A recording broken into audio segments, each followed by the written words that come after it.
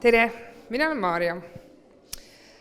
Aasta oli 2012, kui ma sain enda esimese magistrikraadi finantsjuhtimise erialal. Ja ma mõtlesin, et nii, nüüd on õppimisega kõik ja nüüd ma hakkan tööle. Olen kohe eriti usin tööalal.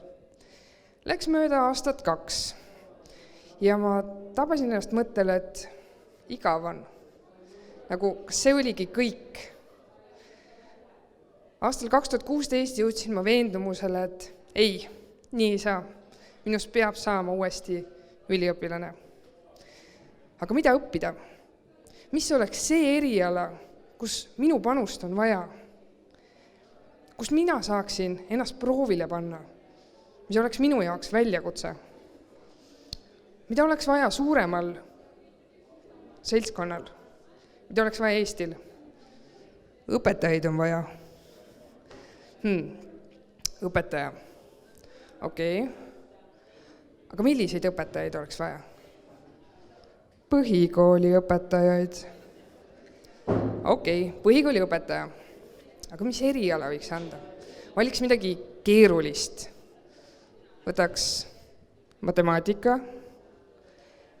Okei, matemaatika.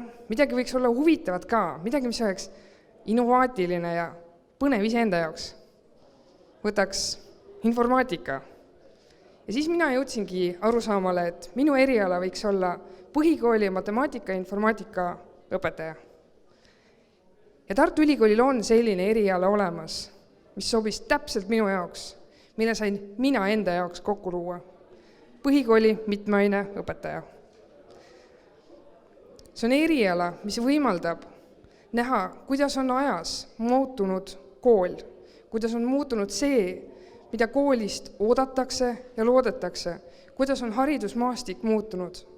Võimalik näha seda, kuidas kujunevad uued tippjuhid, presidendid, anda enda panus sellesse, et Eesti tulevik oleks veel ägedam. Minu üleskutse teile, tulge Tartu Ülikooli, tulge õppima põhikooli mitmeaine õpetajaks. Sellepärast, et see on eriala, mille kaudu me saame anda enda panuse selleks, et praegused mudilased jõuaksid veelgi kõrgemale ja kaugemale. Aitäh!